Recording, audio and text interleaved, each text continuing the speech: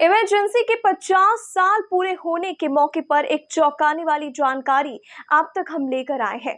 25 जून 1974 की रात को जो इमरजेंसी इंदिरा गांधी ने लगाई थी और जो इमरजेंसी पूरे 19 महीने तक यानी करीब 635 दिन तक चली, क्या वो इमरजेंसी सिर्फ 50 दिनों में ही खत्म होने वाली थी? 15 अगस्त 1975 को जब इंदिरा गांधी लाल किले के प्राचीर से देश को संबोधित करने वाली थी, क्या उसी वक्त वो इमरजेंसी को खत्म करने का ऐलान करने वाली थी? आखिर ऐसा क्या हुआ कि इंदिरा गांधी इमरजेंसी खत्म कर सकती थी? सारे विपक्षी नेता और कांग्रेस के भी चंद्रशेखर जैसे नेता जेलों में रिहा किए जा सकते थे और ऐसा होना ही था। तो फिर ऐसी क्या आफत आ गई थी कि 15 अगस्त को इमरजेंसी हटाने के लिए विचार करने वाली इंदिरा गांधी अपने इरादे से पीछे हट गई? इन सवालों के जवाब 25 जून 1975 की आधी रात के बाद, बल्कि कहना चाहिए कि अल सुबह लगी इमरजेंसी के साए में मिलेंगे। बल्कि उससे भी एक साल 20 दिन पहले 5 जून 1974 को पटना के गांधी मैदान में जयप्रकाश नारायण, जिन्हें लोग सम्मान से जेपी भी बुलाते हैं, उनकी एक रैली हुई थी। वो रैली छात्रों के आक्रोश का प्रदर्शन था, जो बिहार में कांग्रेस की सरकार पर लगे भ्रष्टाचार के आरोपों का समाधान चाहता था। प्रिंसटन यूनिवर्सिटी में इतिहास के प्रोफेसर ज्ञान प्रकाश अपनी किताब emergency chronicles Indira Gandhi and democracy turning point में लिखा है।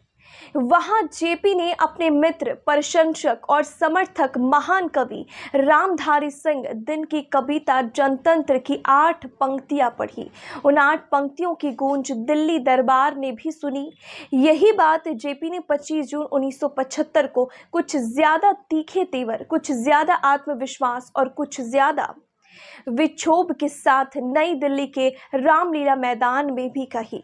25 जून की उस भीषण गर्मी की चिपचिपाती शाम दिल्ली के रामलीला मैदान का नजारा भारत के मजबूत लोकतंत्र की गवाही दे रहा था।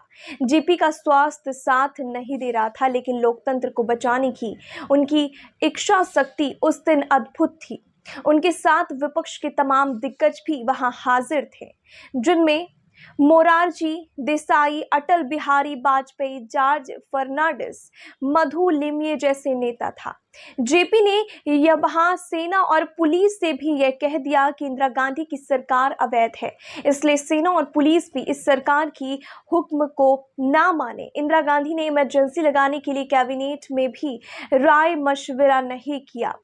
राय मशवरा तो दूर, उन्होंने बताया तक नहीं कि दरअसल इंदिरा गांधी जितना विपक्षी नेताओं से सशंकित रहती थी, उतनी ही शंका उन्हें अपनी पार्टी के नेताओं पर भी थी।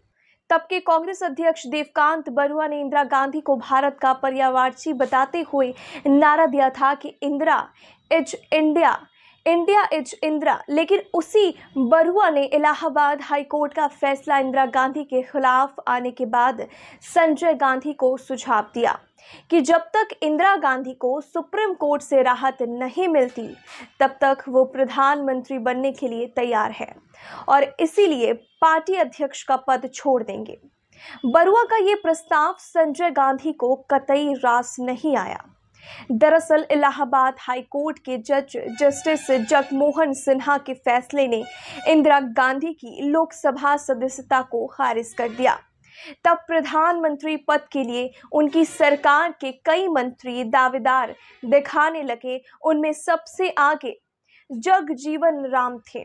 कुमी कपूर लिखते हैं कि इंदिरा गांधी को आईबी से ये जानकारी मिल गई थी कि करीब 80 दलित सांसदों के बल पर जगजीवन राम प्रधानमंत्री बनने का सपना देख रहे हैं।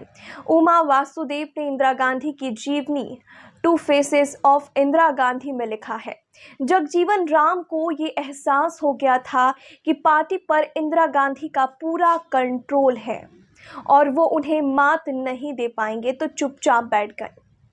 दूसरे नेता स्वर्ण सिंह थे, जिसके बारे में कहा जाता है कि इंदिरा गांधी ने एक बार सोच लिया था कि वो प्रधानमंत्री पद से इस्तीफा देकर स्वर्ण सिंह को प्रधानमंत्री बना देंगे, जब तक सुप्रीम कोर्ट से वो बरी नहीं हो जाती। इंदिरा गांधी को लगने लगा कि वो लाल किले के प्राचीर से इमरजेंसी हटाने का ऐलान करके देश की सहानुभूति भी बटोर लेंगी। कि लोकतंत्र के प्रति उनकी कितनी आस्था है और ऐसे वातावरण में 6 महीने के भीतर चुनाव करवा कर वो फिर से प्रधानमंत्री बन सकती है। लेकिन फिर ऐसा कुछ हुआ जिसने सारा खेल पलट कर रख दिया। पुपुल जयकर अपनी किताब इंदिरा गांधी ए बायोग्राफी में लिखती हैं कि इंदिरा गांधी 15 अगस्त को लाल किले से राष्ट्र के नाम संशोधन में ये घोषणा करने वाली थी, लेकिन 15 अगस्त की सुबह सुबह ही बांग्लादेश में जो कुछ हुआ उसने भारत का राजनीतिक समीकरण बदल दिया।